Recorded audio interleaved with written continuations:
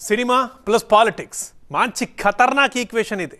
Commercial సినిమాలో value adding కోసం political spice and pepper జల్లడం ఇప్పుడు ఒక ఫ్యాషన్ అయిపోయింది. మా సినిమా మా ఇష్టం, దేశం ఏమైపోతే మాకేంటి అనే మేనరిజాన్ని ఎస్టాబ్లిష్ చేస్తోంది ఒక తాజా సినిమా. ఏమిటది? దాని మీద ఎందుకింత రచ్చ తేలుద్దాం ఇవాల్టి బర్నింగ్ టాపిక్లో.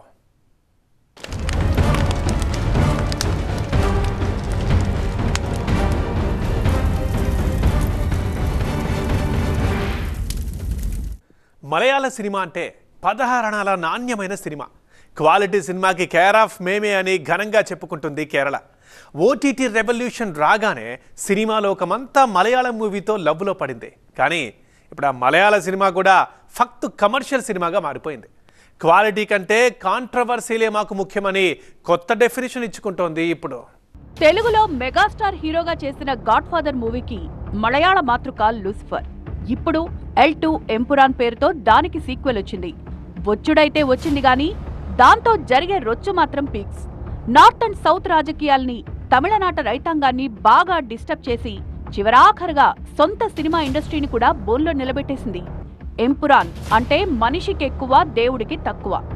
ధర్మ సంస్థాపన కోసం దేవదూత రూపంలో దిగొచ్చిన క్యారెక్టర్ పేరే L2.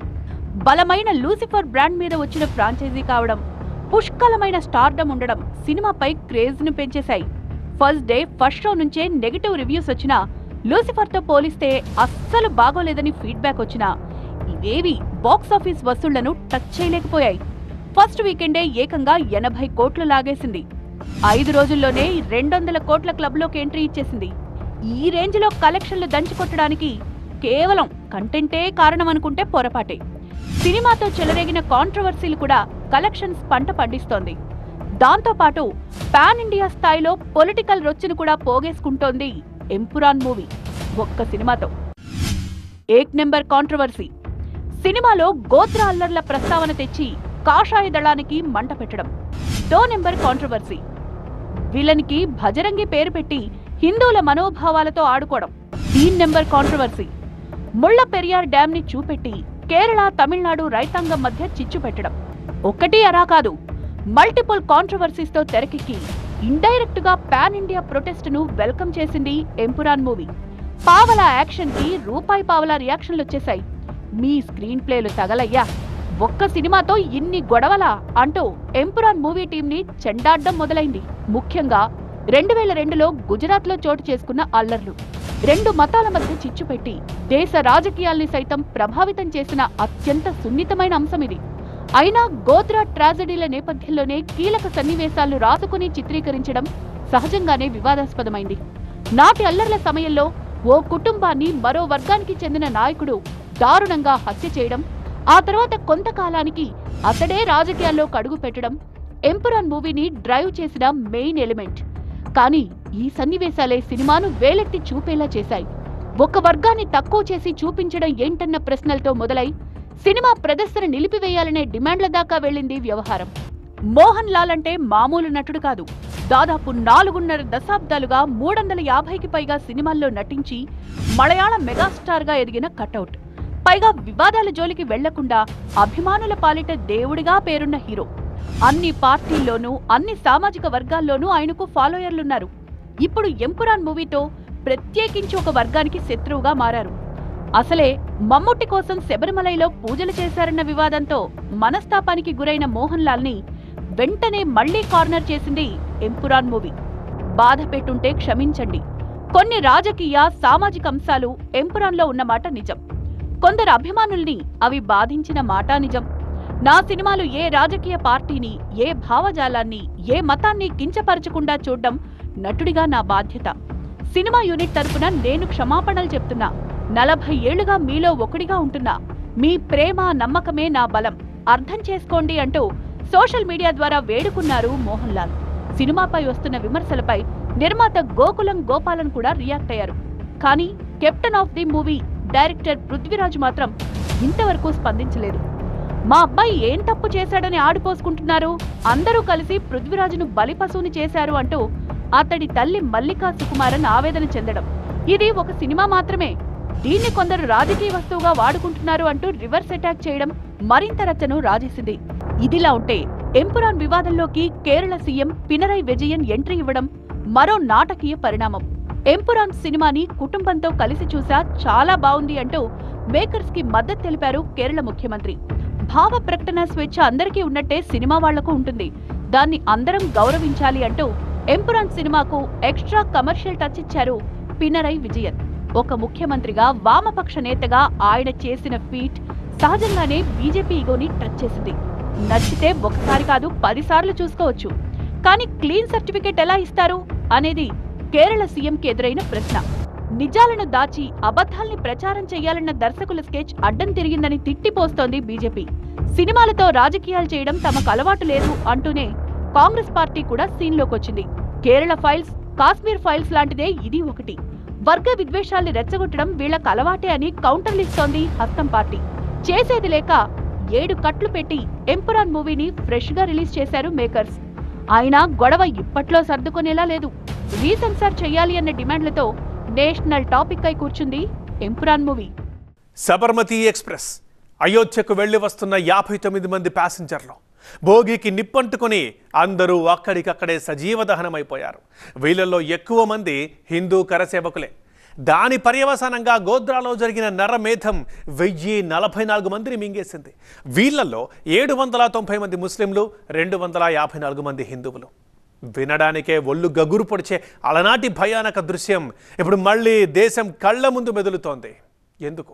ఎంపురాన్ కోట్ల రూపాయల డ్రగ్స్ దందా చుట్టూ సాగే కథ. విదేశీ గ్యాంగ్స్టర్స్ తో హీరో గారి వీరోచిత పోరాటం. మధ్య మధ్యలో కేరళలో రంగులు మారే రాజకీయం. ఇలా ఫక్తు పొలిటికల్ మాఫియాటిక్ థీమ్తో సాగే సినిమా. పానకల్లో పుడకల్లా, పంటి కింద రాయిలా అతికి అతకనట్టుండే ఆ 2 అంశాలే ఎంపురాన్ మూవీని కాంట్రవర్షియల్ గా మార్చేశాయి. పృథ్వీరాజ్ చిన్నప్పటి ఫ్లాష్ బ్యాక్ కి గోద్రా అల్లర్లను జత చేర్చడం, అతడి కుటుంబాన్ని ఒక హిందూ మత ఉగ్రవాది చంపినట్టు చూపించడం, అతడు పెద్దయ్యాక డ్రగ్ వ్యాపారిగా మారడం, ఇవన్నీ సినిమా కంటెంట్కి ఎంతవరకు ప్లస్ అయ్యాయో కానీ కేవలం కమర్షియల్ వాల్యూను పెంచడం కోసమే వీటిని కంటెంట్లో చేర్చారన్న విమర్శలైతే వెల్లువెత్తాయి. Very good. The frames are really good. Everything is super. Okay. I don't know what to say. It's like crazy movie. The best. Best political drama. Everything you name it. Action is there, politics is there. Like all that. How. Lucifer కు ప్రధాన అనుచరుడిగా positive nature తో ఉండే character కి జాయద్ మసూద్ అని, కరడుగట్టిన villain character కి బాబా భజరంగి అని, ఇద్దరికి 2 మతాలకు చెందిన పేర్లు పెట్టి ఉద్దేశపూర్వకంగా విభేదాలు సృష్టించారనేది మేకర్స్ మీదొచ్చిన అభియోగం. 23 ఏళ్ల కిందటి గోద్రా అనంతర అల్లర్లకు సంబంధించి కోర్టు తీర్పులు కూడా వచ్చేశాయి. 3 రోజుల పాటు యథేచ్ఛగా సాగిన మారణ కాండది. నాటి పీడకలను దేశం ఇప్పుడిప్పుడే మర్చిపోతోంది. ఇప్పుడు కొత్తగా గుజరాత్ అల్లర్లను జనం ముందుకు తీసుకురావడం సహజంగానే విమర్శలకు తావిస్తోంది. యాంటీ హిందూ, యాంటీ బీజేపీ వాదాన్ని పనిగట్టుకుని ప్రమోట్ చేసినట్టుందంటూ దేశవ్యాప్తంగా నిరసనలు వ్యక్తమవుతున్నాయి. దీన్ని జస్ట్ ఒక సినిమాగా చూడ్డానికి లేదు, దేశాన్ని మతపరంగా నిలువునా చీల్చడానికి జరిగిన కుట్ర అని ఎండగట్టింది ఆర్ఎస్ఎస్ అనుబంధ పత్రిక ఆర్గనైజర్. ఎంపురాన్ సినిమా వర్గ విభేదాల ఎపిసోడ్ ఇది. ఇదే సినిమా పుట్టించిన మరొక వివాదం పేరు ముళ్ళ పెరియార్ డ్యామ్. ఇది ఉన్నది కేరళలో, అవసరం మాత్రం తమిళనాడుది. యాజమాన్యం కేరళది, నిర్వహణ మాత్రం తమిళనాడుది. 100 ఏళ్లకు పైబడ్డ ముళ్ళ పెరియార్ డ్యాంతో ఎప్పటికైనా ప్రమాదమే. వరదలొస్తే దిగువనున్న గ్రామాలు మునిగిపోతాయి. అందులో నీటి మట్టం తగ్గించాల్సిందే అని కేరళ వాదిస్తూ వస్తోంది. తమిళనాడు మాత్రం ససేమిరా అంటోంది. 2 రాష్ట్రాల మధ్య ఏళ్ల తరబడి మంట పుట్టిస్తున్న ఈ ముళ్ళ పెరియార్ డ్యామ్ ఇష్యూని ఎంపురాన్ సినిమాలో కమర్షియల్గా వాడుకున్నారు. డ్యామ్కి సేఫ్టీ వాల్ నిర్మించాలని ప్రతిపాదన చేయడం వివాదానికి దారితీసింది. తేని, మధురై, శివగంగ జిల్లాలకు చెందిన రైతులు అభ్యంతరం వ్యక్తం చేస్తూ రోడ్డెక్కారు.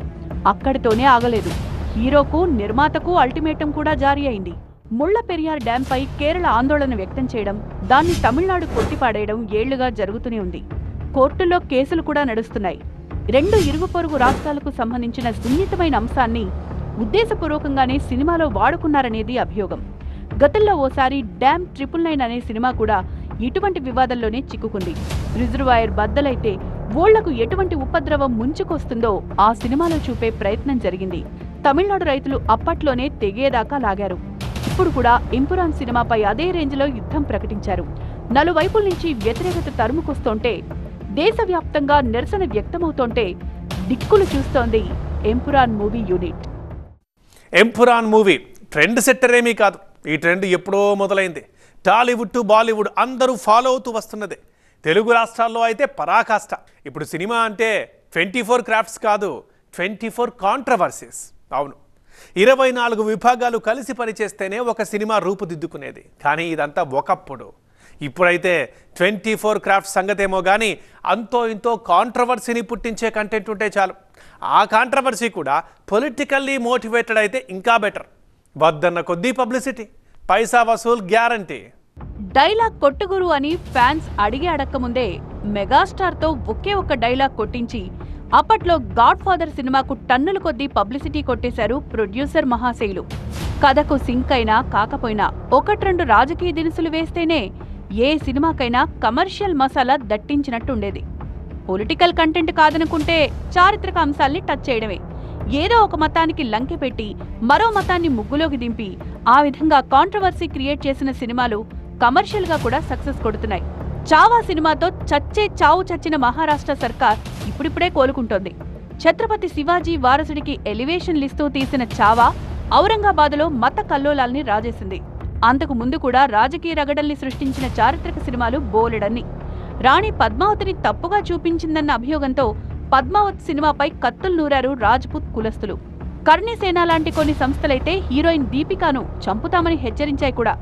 బాజీరావు భార్య కాశీబాయి, మస్తానీ పాత్రల విషయంలో అభ్యంతరాలొచ్చినా బాజీరావు మస్తానీ సినిమాను నిషేధించేదాకా వెళ్ళింది. రాజకీయాలతో పెనవేసుకున్న సినిమా ఇదొక సంకర ప్రయోగం.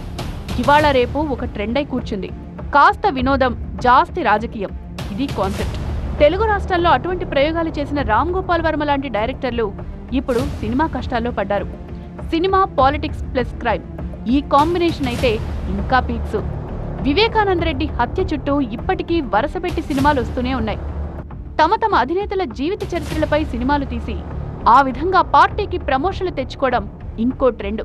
Story of A billion people అనే ట్యాగ్ లైన్తో వివేక్ ఒబెరాయ్ హీరోగా నరేంద్ర మోదీ బయోపిక్ తీశారు బీజేపీ సానుభూతి పరులు. పేదరికంలో పుట్టిన ఒక ఛాయ్వాలా ప్రధానమంత్రి ఎత్తుకు ఎలా ఎదిగారో చూపించే ప్రయత్నం చేశారు. అదే సమయంలో ఎగస్ పార్టీల్లో కాని వాళ్లను ఎండగట్టడానికి సినిమాలనే వస్తువులుగా మార్చుకుంటున్నారు. ఆ విధంగా మౌనముని మన్మోహన్ సింగ్ క్యారెక్టర్లో జీవించారు సీనియర్ నటుడు అనుపమ్ ఖేర్. ఎమర్జెన్సీ నాటి చీకటి రోజుల్ని గుర్తు చేస్తూ తీసిన సినిమా ఇంకోటి. ఇందిరాగాంధీ క్యారెక్టర్లో ఒదిగిపోయారు కంగనా రనౌత్. ఎవరెంత చెప్పినా రాజకీయానికి సినిమాకు మధ్య దూరాన్ని తగ్గించడం మాత్రం అయ్యే పని కాదు. వద్దనుకున్నా కంపు అవుతుందని తెలిసినా కమర్షియల్ వాల్యూస్ కోసమో ఇంకో రకమైన రాజకీయ ప్రతిఫలాపేక్ష కోసమో కక్కుర్తిపడి సినిమాలు తీస్తూనే ఉన్నారు. ఇప్పుడొచ్చిన ఎంపురాన్ మూవీ కూడా ఆ బాపతే. ఇదెక్కడి దిక్కుమాలిన కంటెంట్ అని కాషాయవాదులు కోపం చేసుకున్నా, నిజాలు మీకు నచ్చవులే అని కేరళ సీఎం క్లీన్ సర్టిఫికెట్ ఇచ్చినా అన్నీ వాళ్ల పొలిటికల్ ఇంట్రెస్ట్లే తప్ప మరొకటి కాదు. వీళ్లు ఎన్ని రోజులు ఇలా తిట్టుకుని కొట్టుకుంటే ఆ సినిమాలు అన్ని రోజులు లైమ్ లైట్ లో ఉంటాయి. వసూళ్ల దందా కంటిన్యూ చేసుకుంటాయి. ఈ చిత్రంలోని పాత్రలన్నీ కల్పితాలు, ఎవరిని ఉద్దేశించి రాసుకున్నవి కాదని ఎవరికైనా ఆపాదించుకుంటే అది వాళ్ల కర్మ అని డిస్క్లైమర్లు ఇచ్చుకుని విచ్చలవిడిగా స్క్రీన్ ప్లే రాసుకునే యవ్వారాలు ఇప్పట్లో ఆగేవి కావుగా.